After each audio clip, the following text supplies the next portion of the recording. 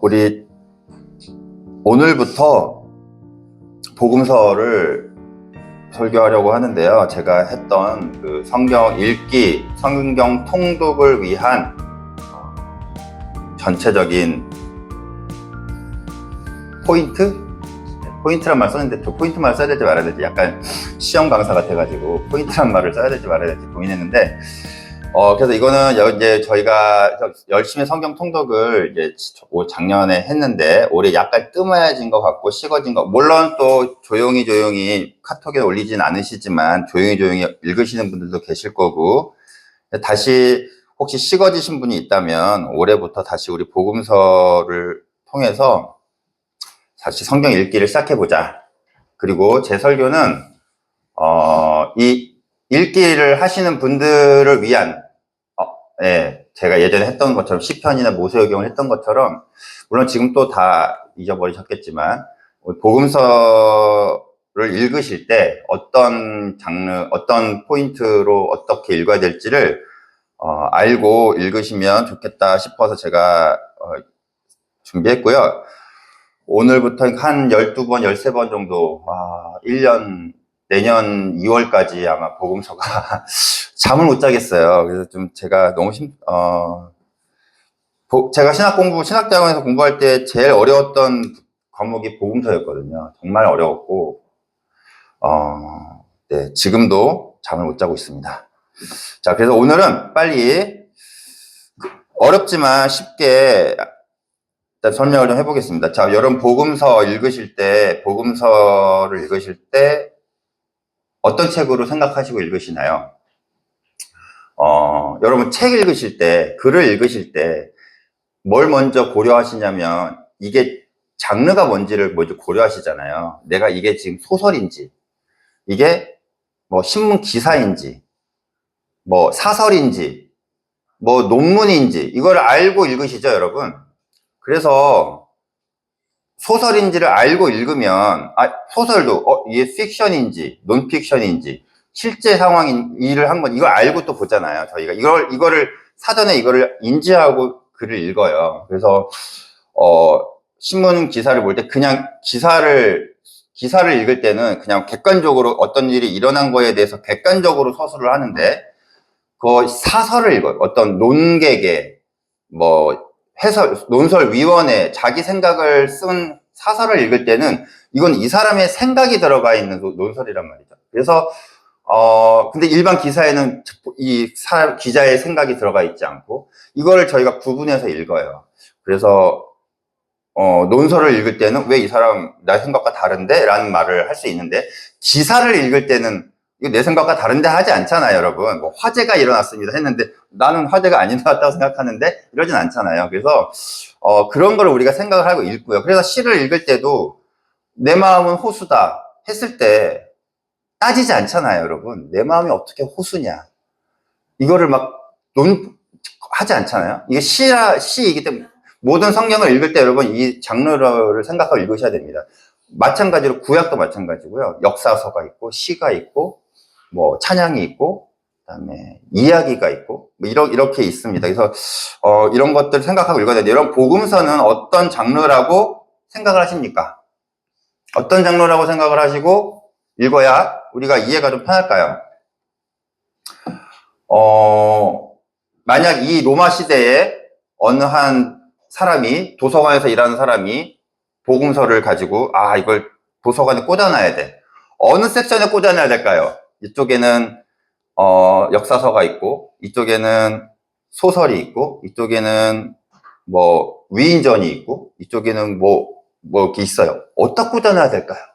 그죠? 그럼 당시에 어떤 문학 장르가 있었는지를 먼저 알아야 되겠죠. 당시에 한번 이거 넘어가고요. 당시에 어떤 장르가 있었냐면 행전이라는 장르가 있었어요. 행전이라는 장르. 어떤 인물들의 행동, 막 역사적으로 했던 일들을 막 서술해 놓은 행전이라는 장르가 있었고요. 그 다음에 어떤 인물이 그 다음 회고가 있었어요. 회고록의 장르가 있었어요. 이건 실제로 다 당시 로마 시대에 있었던 문학 장르의 하나인데, 이런 내가 옛날에 이런 일이 있었다라고 회고하는 회고록 형식의 장르가 있었고, 그 다음에 전기의 형식이 있었어요. 위인전의 형식이. 어떤 인물이 어떻게 태어났고, 어떤 일을 했고, 어떻게 죽었고, 이런 거를 써놓은 전기가 비슷비슷한데, 어디다가 놔야 될까 했는데, 전기랑 좀 비슷하다라는 의견들이 제일 많았습니다. 그래서, 보시면, 전기 여러분 이제 여기 아이들 학생들도 있으니까, 찌지지직 전기가 아니에요. 지지지지 이런 전기가 아니고, 위인전, 우리가 이제 이순신, 세종대왕, 윤봉길, 이런 위인전을 전기라고 하는데, 자, 이건 전기이다. 아니야. 전기가 아니다. 의견이 분분합니다.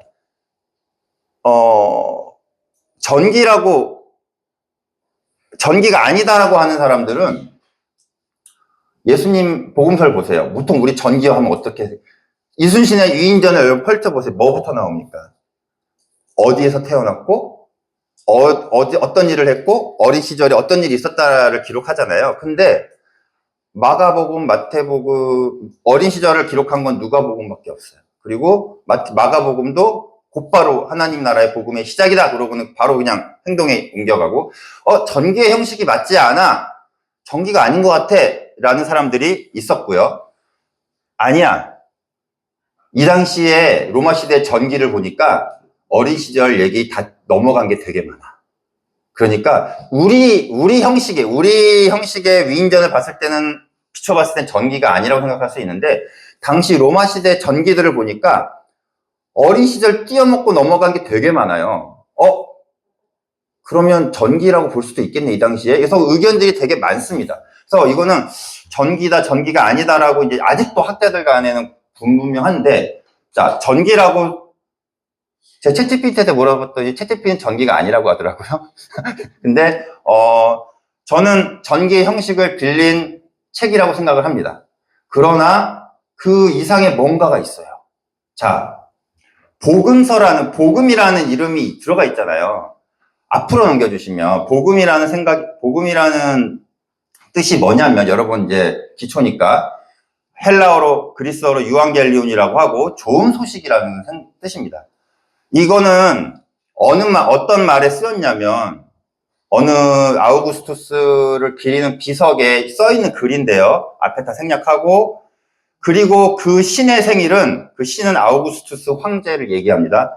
그의 도래를 통해 좋은 소식이 시작되었으므로 분명히 해주는 날이다. 신의 생일이 좋은 소식이래요. 그가 이 땅에 태어났기 때문에.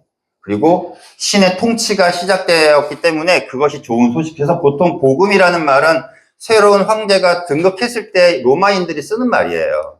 자, 그런데 복음서라고 했을 때, 그러면 뭐지? 좋은 소식? 예수 그리스도 하나님 나라, 예수 그리스도의 복음, 좋은 소식. 도대체 이거는 어떤 소식인가라고 우리가 알고 봐야 돼. 당시 여러분, 근데 복음서라는 제목은, 이 당시 처음 나왔던 책에는 제목은 처음에 복음서라는 제목이 붙여져 있지 않았습니다. 마태가 저자들이 쓸 때 제목이 없었어요. 그러니까 마가복음의 제목은 예수 그리스도의, 하나님의 아들 예수 그리스도의 복음의 시작이라, 이게 제목이에요. 1장 1절. 복음서라는 말은 나중에 붙여진 거예요. 그럼 이 당시에는 이 책을 뭐라고 생각한 거예요, 도대체? 뭐라고 생각하고 읽었느냐? 복음의 시작이라. 여러분, 복음이 뭐라고요? 소식. 속보입니다 했잖아요. 속보입니다 하면 우리 여러분 속보 듣죠? 그리고는 여러분 그 속보를 듣고 어떻게 해요, 우리? 알려주죠? 알려주잖아요. 야, 너 소식 봤어? 야, 지금 그 일이 일어났대. 뉴스 못 봤어? 하잖아요, 여러분. 그거예요. 여러분, 황제의 좋은 소식은요, 알려야 되는 거예요. 이건 알려야 되는 거거든요. 이 책이요, 알려야 되는 메시지가 있다는 거예요. 이게 전기 이상의 뭐가 있다는 거죠. 전기의 형식을 빌려 썼지만, 전기 이상의 뭐가 있어요. 그래서 나중에 이 책을 정경으로 확정한 사람들이 복음서라는 이름을 붙인 거예요. 복음서 이름이 붙여져 있기 전에 이 책은 뭔가 사람들이 어떻게 들었다고요? 소식, 속보라고 생각하고 들었다는 거예요. 자, 예를 들어보겠습니다. 넘겨주시고요. 네, 자, 보세요. 제가 마가복음을 요약한 거예요. 마가복음을 딱 5가지로 요약했습니다. 어떻게 요약이 되냐면요. 이게 근데 복음서의 패턴이에요. 마태, 누가 또 이렇게 요한만 제외하고 요한도 비슷한데 마태, 요한, 마가가 이 패턴을 그대로 이용합니다. 자, 세례 요한이 구약을 성취하며 등장했어요. 그죠? 다음에 예수님의 사역을 설명해요. 막 병 고치고 막 기적을 행하고 그죠? 예수님의 힘을 보여줘요. 그 다음에 뭐예요? 그 다음에 예루살렘으로 가시죠. 그리고 예루살렘에서 막 논쟁도 하시다가 결국 잡혀서 십자가에 처형당하시죠. 그리고 부활하시죠. 그리고 부활하신 예수님이 제자들한테 가서 이거 전해라 하죠. 이게 복음서의 내용의 패턴이에요. 자, 이게 전해야 될 메시지라고요. 그래서 베드로가 고넬료에게 설교할 때 이거 그대로 메시지를 전합니다. 보여주세요. 베드로의 설교가요.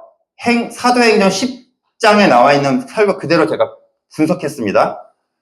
베드로의 설교예요. 예수님의 오실 길을 예비해요. 37절에. 그리고 이 사건들이 구약에 약속되었대요. 그리고 하나님의 권능을 강하게 입었대요. 그리고 처형당하셨대요. 그리고 부활하셨대요. 그리고 우리 이 소식을 전하라고 명령을 받았대요. 지금 베드로의 설교가 뭘 따라하고 있어요? 복음서 패턴을 그대로 따라하고 있죠. 자, 베드로의 설교를 통해서 우리가 뭘 알 수 있냐면 당시 사도들의 설교의 패턴을 알 수 있습니다. 당시 사도들은 이런 형식으로 복음을 전했구나. 이런 형식으로 예수님을 전했구나. 근데 그게 그대로 복음서의 패턴을 따라서 그러니까 이 복음서 자체가 뭐라고요? 소식, 메시지 자체, 메시지. 그러니까 전기는 우리가 이 인물에 대해서 삶을 돌아보고, 그래, 이 인물처럼 우리도 본받아야 되겠다라고 끝나는데, 복음서는요, 뭔가, 급박하게 우리가 메시지를 전해야 되고, 전달받고, 그거에 따라서 우리가 행동을 뭔가 하고, 우리가 뭔가 믿어야 되는 어떤 그런 걸 요구하는 책이라는 거죠. 사람들은 자, 그리고 우리는 현재 복음서를 눈으로 읽지만 당시 초대교회에서는 낭독 소리로 듣고 들었습니다. 이거를 듣는 거예요, 여러분. 마가복음을 하나님의 아들 예수 그리스도의 복음의 시작이라. 계속 읽어요. 다 들어요. 예수님이 막 행동하는 게 들려요. 우리는 이걸 듣고 그대로 사람들이 나가서 전하는 거예요. 복음서를 귀로 듣고 나가서 전하는 거예요. 그대로. 베드로의 설교를 통해서 우리가 알 수 있는 거는 왜 이 책이 복음서라는 이름이 붙어져 있는지, 왜 소식이라는 이름이 붙어져 있는지를 좀 알 수 있어요. 정말로 우리는 복음서를 어떻게 읽고 있는지 생각을 해봐야 됩니다. 소식지를 읽고 있는데 우리만 소식을 듣고 있진 않은지, 우리만 알고 전하지를 않는지, 속보를 들었는데 이 속보가 우리만 알고 전달되고 있지는 않은지 한번 생각을 해볼 필요가 있어요. 뭐가 있나요? 복음서는 제자들이 듣고 전해야 하는 그 메시지 자체입니다. 그러니까 속보.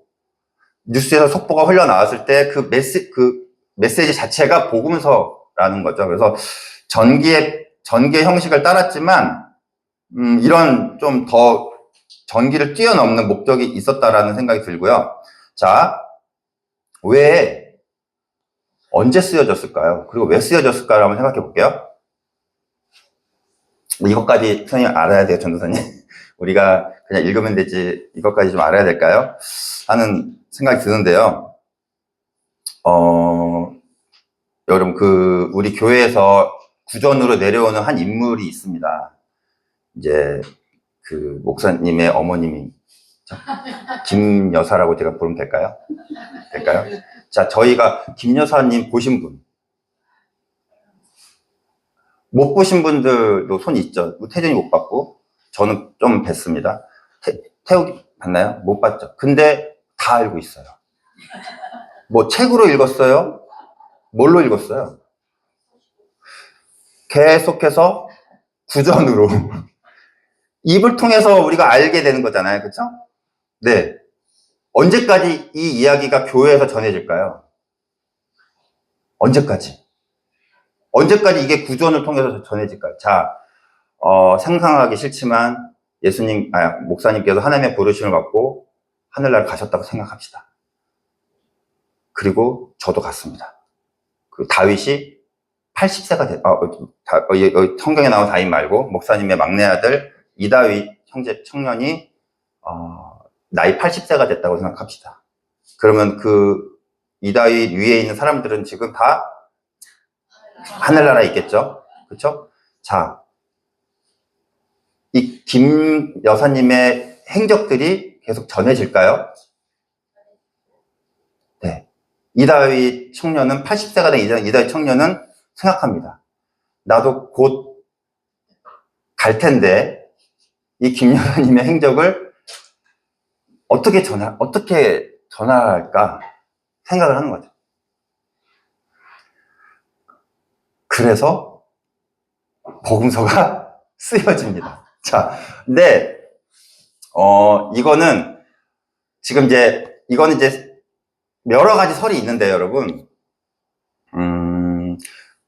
교회에서 계속 예수님의 일들이 전해졌다가 또 자기네들 상황에 맞게 각색도 되고 상상도 덧붙여지고 거기 했다가 이렇게 조금 극단적인 주장을 하는 사람들은 예수라는 사람을 신으로 만들었다고 생각하는 극단적인 집단도 있고요. 학자들도 있고요. 또 이렇게 구전으로 전해졌다가 더 이상 전해야 될 사람들이 사라지고 있을 때, 글로 썼다는 사람도 있고요. 여러 설이 있습니다. 설이 있는데, 제가 지금 말을 한 거는, 책을 보여주시죠. 혹시. 자, 일단 오늘 우리가 읽은 누가가 이렇게 얘기하죠. 우리 가운데서 일어난 일들에 대해서 차례대로 이야기를 엮어내려고 손을 댄 사람이 되게 많았대요. 마태, 마가, 누가, 요한 외에도 많았대요. 그래서 그들은 이것을 처음부터 말씀의 목격자였대요. 그리고 전파자 한 사람들. 예수님 당시에 살았던, 예수님을 목격했던 사람들이 이거를 쓰려고 노력했대요. 목격자들이. 그리고 이거를 우리에게 전화해줬대요. 누가는 예수님을 본 적이 없을 거예요. 없을 겁니다. 확신하지 없겠지만 없어요. 네. 그러면 예수님 시대에 예수님의 행적을 목격했던 목격자가 있고요.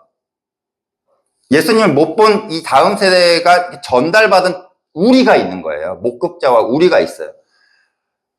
김 여사님의 행적을 목격한 목격자들이 지금 있죠, 여기.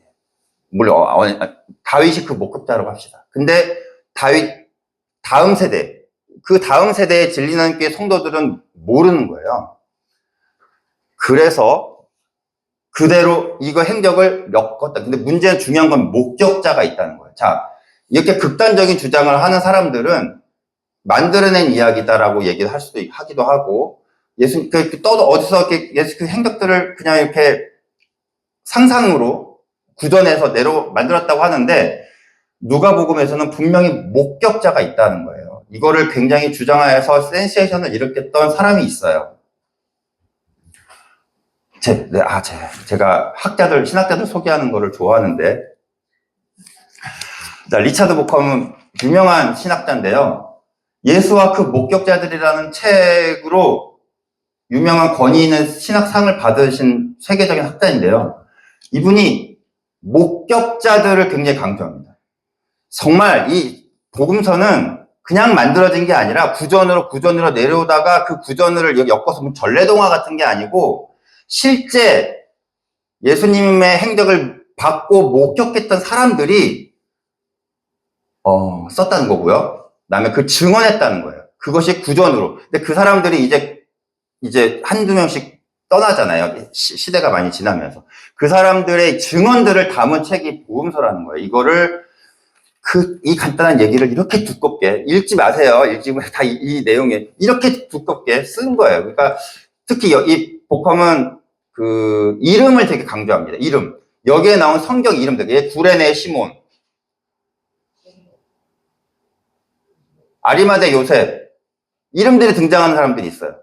이 사람들을 되게 루포의 아들, 뭐 이런 사람들, 이런 이름들이 그냥 쓴 게 아니다. 이 사람들이 진짜 목격자들이었다. 그리고 이 목격자들의 증언에 의해서 쓰여졌다라고 강조를 했고요. 굉장히 진보적인 이런 주장을 굉장히 지켜내고 보수하는 사람인데, 어쨌든 이 사람은 학문적으로도 그래서 제가 얘기하고 싶은 그 다음 있나요? 그 다음은 복음서는요, 목격자에 의해서 전해받은 우리가 쓴 증언의 책이라는 거죠. 그래서 굉장히 뭐 지어낸 얘기 아니야? 이거 뭐 교회에서 만들어낸 얘기 아니야? 뭐 무리를 어떻게 걸어? 그 다 만들어낸 얘기 아니야? 하는데 이걸 우리가 목격자들이 이거를 보고 증언했다라는 걸 우리가 알 필요가 있습니다. 그래서 그리고 예수님의 그냥 단순한 말들을 받아 적은 게 아니라 예수님을 믿게 하는 증언을 성경으로 남겼다는 거죠. 이게 이걸 아시고 그 다음에 넘어갈까요? 자, 그래서 요한복음을 보시면 이렇게 되어 있습니다. 같이 읽어보겠습니다. 시작. 그런데 여기에 이것이나마 기록한 목적은 여러분으로 하여금 예수가 그리스도요 하나님의 아들이심을 믿게 하고 또 그렇게 믿어서 그의 이름으로 생명을 얻게 하려는 것이라. 굉장히 목적을 요한이 이렇게 쓰고 있습니다. 복음서의 목적은 바로 예수님을 믿게 하려고. 그리고 그 예수님이 지금 죽은 어떤 위인을 돌아보고 죽은 위인을 기리는 위인전 전기를 넘어서서요, 지금 살아계신 예수님을 믿고 따르게 하려는 것입니다. 부활하셨기 때문에 부활한 예수님을 믿고 따르게 하려는 목적이 가장 큰 책이라고 할 수 있습니다. 네. 여기까지 하겠습니다. 여러분, 지금 현재 여러분 이제 첫 시간이니까 한번 여쭤볼게요. 저에게 4가지의 복음서가 있는데, 그 외에도 많아요. 누가의 말처럼 쓰려고 했던 사람들이 되게 많았어요. 근데 우리에게는 4개의 책만 정해져 있는데, 여러분, 마가는 이런 책이다라고 말할 수 있고, 누가는 이런 책이다라고 말할 수 있으신 분 이게 있어요? 있겠다. 아니면 누가복음에 다른 책에는 없고 누가복음에만 나오는 이야기, 누가 하면 난 이 이야기가 딱 생각나지. 요한 하면 난 이 이야기가 생각나. 딱 이렇게 말씀하시. 요한 하면 어떤 이야기가 떠오르시나요? 다른 책에는 없고 요한복음에만 있는 책. 이야기. 다 아시는데 얘기 안 하시는 거죠? 그래서, 나는 누가복음은 이런 느낌이 들어요. 이렇게 말씀하시고. 마가복음은, 와, 진짜 저는 마가복음 읽을 때마다 이런 생각이 들어요. 이렇게 말씀하실 수 있는 분이 있으십니까?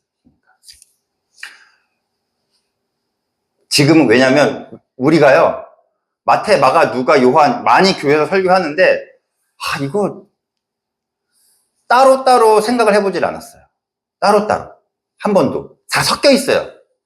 왜냐면, 중복된 이야기도 많고요. 누가에만 나오는 대표적인 이야기 말씀하실 수 있어요? 하나. 누가에는 이거죠. 요한복음엔 이거죠. 전 이거라고 생각합니다. 요한복음 말씀하실 수 있는 분. 네? 네. 가나 혼인잔치. 가늠한 여자에게 돌 던지지 말아라. 이런 이야기는 요한복음에만 나오고, 누가복음에는 탕자 이야기만 나오고. 근데 딱 다 공유를 하는데, 딱 누가복음에만 나오는 이야기가 있고, 요한에만 나오는 이야기가 있고, 이게 있어요. 근데 이게 제가 설교 12번, 13번의 설교를 마친 후에 구별이 되시기를 바랍니다. 그리고 이제는 자신있게, 저는 복음서 중에 저는 이 책이 제일 마음에 들어요. 라고 자신있게 말할 수, 요즘 힘들 때는 저는 요한복음 읽고 싶어요. 여러분들이 이렇게 이제 따로따로 떨어뜨려 놓고 생각을 하시면 좋겠어요. 사복음서를 읽을 때 마지막 중요한 점만 얘기하고 내려가겠습니다. 절대 사복음서를 같이 역사적인 순서대로 이렇게 생각해서 읽지 말아라. 예를 들자면 복음서는요, 시간의 순서대로 쓰여 있지 않아요. 네, 단언코 얘기합니다.